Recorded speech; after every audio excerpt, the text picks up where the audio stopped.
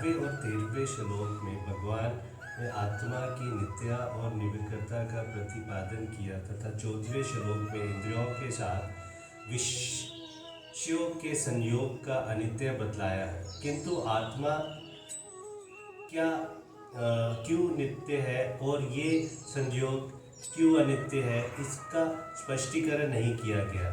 तब इस श्लोक में भगवान नित्य और अनित्य वस्तु के विवेचन की रीति बतलाने के लिए दोनों के लक्षण बतलाते हैं।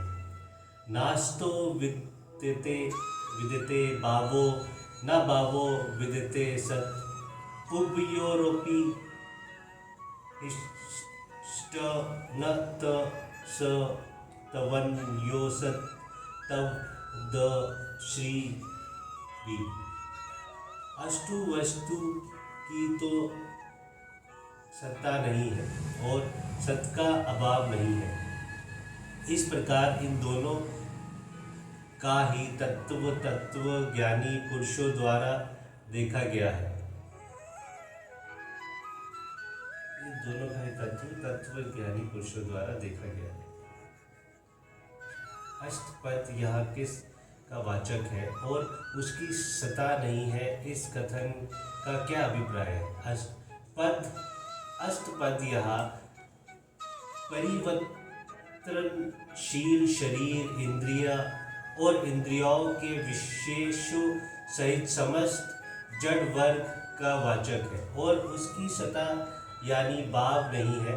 इससे भगवान ने ये भाव दिखलाया है कि वह जिस काल में प्रतीत होता है उसके पहले भी नहीं था और पीछे भी नहीं रहेगा। अतएव जिस समय प्रतीत होता है उस समय भी वास्तव में वह नहीं है।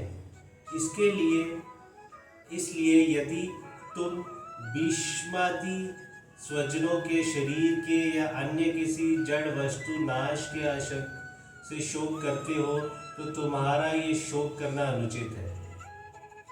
पद यह किसका वाचक है और उसका अभाव नहीं है, इस कथन का क्या अभिप्राय है? सत्पद यह परमात्मा तत्व का वाचक है जो सब सर्वव्यापी है और नित्य है, उसका अभाव नहीं है।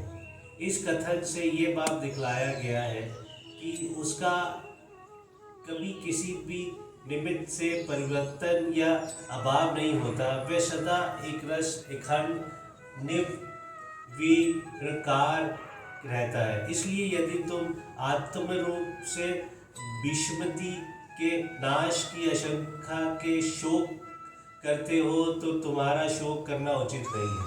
अन्य विशेषण के सहित उभयो पद किनका वाचक है और तत्वदर्शी ज्ञानी पुरुषों द्वारा उनका तत्व देखा जाना क्या है?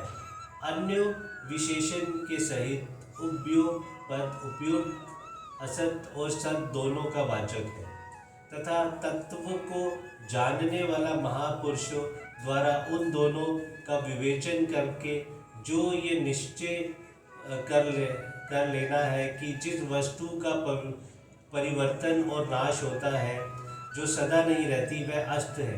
अर्थात अस्त वस्तु का विद्यमान रहना संभव नहीं है। जिसका परिवर्तन और नाश किसी भी अवस्था में किसी भी निमित्त से नहीं होता तो सदा विद्यमान रहती है, वह सत्य है। अर्थात सत्य का अभी अभाव होता ही नहीं। यही तत्वदर्शी पुरुषों द्वारा उन दोनों का तत्व देखा जाना है। पूर्व श्लोक में जिस सत्य तत्व लिए ये कहा गया है कि उसका अभाव नहीं है, वह सत्य तत्व क्या है, इस जिज्ञासा पर कहते हैं अविनाशी तु द्विधि येन स्वरमिद ततम विनाशमव्ययस्यासं न कृषि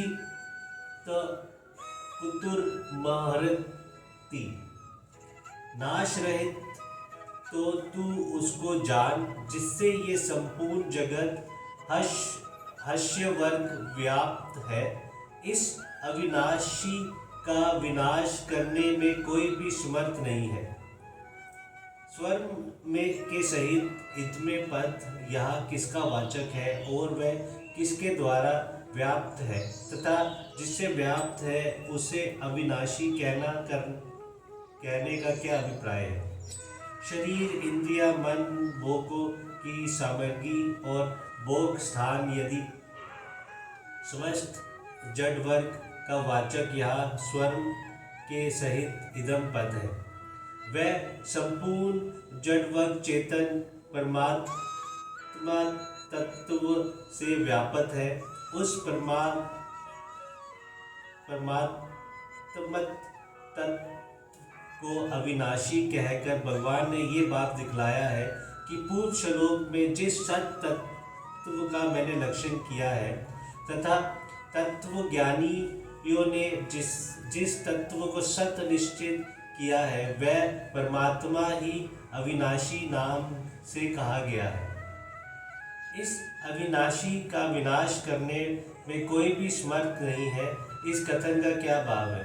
इससे भगवान ये दिखलाए हैं कि आकाश के बादल के सहज इस परमात्मा तत्व के द्वारा अन्य सब जड़ वर्ग व्याप्त होने के कारण उनमें से कोई भी इस परमात्मा तत्व का नाश नहीं कर सकता। एतव सदा सर्वदा विद्यमान रहने वाला होने से यही एकमात्र सत तत्व है।